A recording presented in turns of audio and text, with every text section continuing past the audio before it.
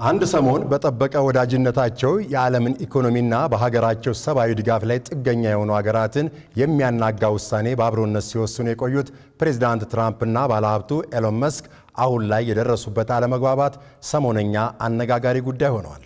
በዩኤስኤድ የድጋፍ ማቋረጥ ብሎም በዓለም የጤና ድርጅት የአሜሪካን መዋጮ በማቋረጥና የንግድ ጦርነትን በማወጅ ጭምር አብሮነትን ያሳዩት እነዚህ የቀድሞ አጋሮች አሁን ደግሞ ባላንጣ ሆነው ካስላንቲያ ውስጥ መግባታቸውን የተነገረው አሜሪካ ልታጸድቀው በሂደት ላይ ያለችውና የሀገሪቱን የውስጥ ብድር በ3.3 ትሪሊየን ዶላር ከፍ ያደርገዋል የተባለውን ሕግ ተከትሎ ኤሎን መስክ ሕጉ ከጸደቀ አዲስ ፓርቲ እንደሚያቋቁሙ ሲዝቱ ፕሬዝዳንት ትራምፕ ደግሞ ትውልደ ደቡብ አፍሪካዊ መስክ ከሀገሩ ሊባረር የሚችልበት ሁኔታ እናያለን ማለታቸው ተደምጧል።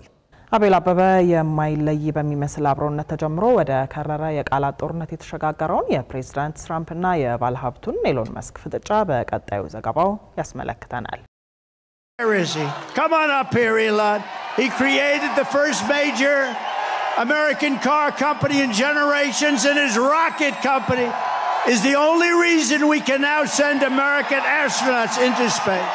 በእኛው አቆጣጠር ህዳር 5 ቀን 2017 ዓመተ ምህረት ላይ ነበር ፕሬዝዳንት ትራምፕ በምርጫ ቀስቀሳ ዘመቻቸው ወቅት ከጎናቸው ቆሞ ከግማሽ ቢሊዮን ዶላር በላይ ያፈሰሰውን ኤሎን መስክን የመንግስቴን ወጪ ተቆጣጠር ሲሉ ሹመት እንደሰጡት ይፋ የተደረገው። ሹመቱን አሜን ብሎ የተቀበለው ባለሀብቱ መስክ ዋና ስራው የአሜሪካ መንግስት ያላግባብ ያወጣቸዋል ተብለው የታሰቡ ወጪዎችን መቀነስ ነበርና ቢሮውን የተረከበው የሀገሪቱን ወጪ በ2 ትሪሊዮን ዶላር እቀንሰዋለሁ በሚል እቅድ ነበር።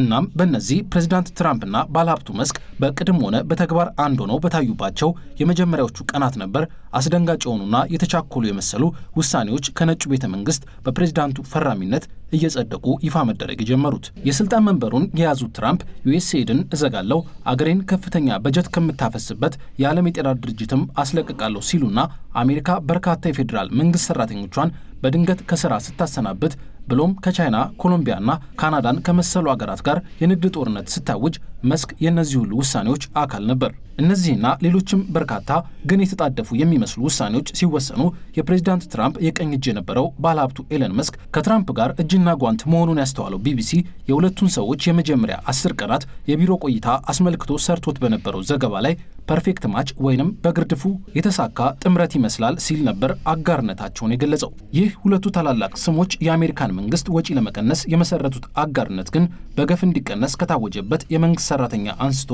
አገሪቱ የንግድ ጦርነት ከገጠመቻቸው አገራት የሚታይ ተቃውሞን ማስተናገድ የጀመረው ገና በማለዳው ነበር።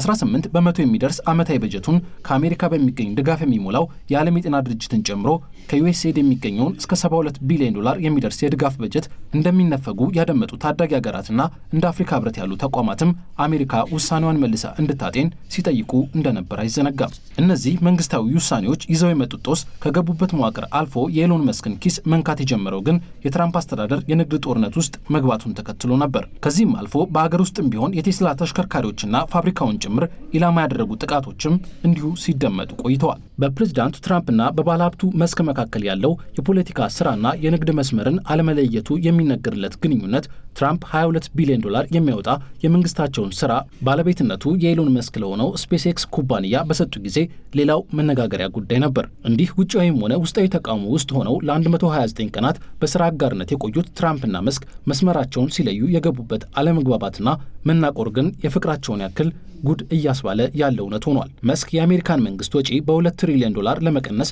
አስበው ወደ ስልጣን ቢመጡም ፕሬዝዳንት ትራምፕ ቅድሚያ ከተስማሙበት ከዚህ አቋም ሸርተት ብለው ይህን ቁጥር መጀመሪያ ወደ 1 ትሪሊዮን ዘግይተው ደግሞ ወደ 150 ቢሊዮን ዶላር ማውረዳቸው በጥቂት ጊዜያት ውስጥ 175 ቢሊዮን ዶላር አድኛለው ለሚሉት ባለሀብት ምቾት የሰጠ ሐሳብ አልሆነም። እናም ከ129 ቀናት በኋላ በሰላም የተሰነባበቱ የመሰሉት ትራምፕና መስክ አሁን በየራሳቸው የማህበራዊ ትስስር ገጽ እንካ ሰላምታ መለወጥ ከጀመሩ ውለው አድረዋል። በተለይ ፕሬዝዳንቱ ቢግ ቢዩቲፉል ሲሉ የሰየሙትና የአሜሪካ መንግስት የሀገር ውስጥ ብድርን በ3.3 ትሪሊዮን ዶላር ይጨምራል የተባለው ህግ ከሴኔቱ ከባድ ፍትጊያ በኋላ ወደ ህግ መወሰኛ ምክር ቤቱ እንዲያመራ መደረጉ የሁለቱን ሰዎች አለመግባባት ወደ ሌላ ደረጃ እንዳሳደገው ነው የታየው።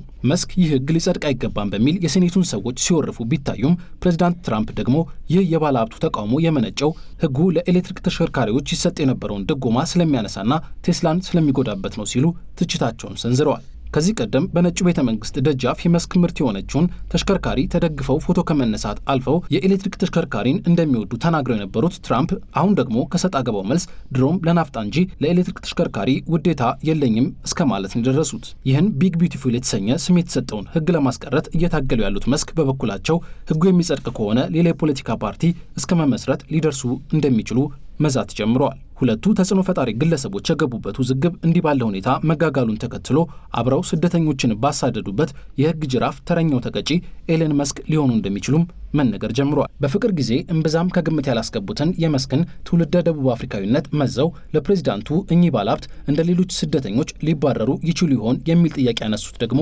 ጋዜጠኞች ነበሩ። እሳቸውም እሱን የምናየው ይሆናል ሲሉ ከእርምጃቸው ዝርዝር ውስጥ ሊኖር እንደሚችል ጠቆም አድርገዋል። We might have to put Doge on Elon. You know what Doge is?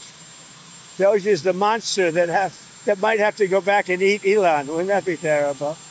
እነዚህ ስም ያላቸው የሀገሪቱ ሰዎች ውዝግብ ውስጥ ከገቡ ወዲህ በአሜሪካ ያለው የቴስላ ተሽከርካሪዎች የገበያ ድርሻ $150 ቢሊዮን ቅናሽ ማሳየቱ ሲነገር፣ በዌቦ የማህበራዊ ትስስር ገጻቸው መስክን እያጀገኑ ያሉት ቻይናውያን ደግሞ ባለሀብቱ የፖለቲካ ፓርቲ መመስረታቸውን የሚደግፍ ልጥፍን አብዝተው ተጋርተዋል ነው የተባለው። የኤለን መስክ ቴስላ የኤሌክትሪክ መኪና በቻይና ጎዳናዎች የሚዘወር ብቸኛው የምዕራባውያን የኤሌክትሪክ መኪና ብራንድ መሆኑን የዘጋርዲያን ዘገባም ያመለክታል። የሆነ ሆኖ መስክ በፈረንጆቹ 1971 በደቡብ አፍሪካ ተወልደው አሜሪካኖቹ ናቹራላይዜሽን በሚሉት ሂደት የአገሬው ዜግነትን የተቀበሉ መሆናቸውና የካናዳም ዜግነት እንዳላቸው የሚጠቀሱ መረጃዎች ተዳምረው ሲታዩ አይገመቴው ፕሬዝዳንት በባለሀብቱ ላይ ሊወስዱት የሚችሉትን ቀጣይ እርምጃ ተጠባቂ አድርጎታል።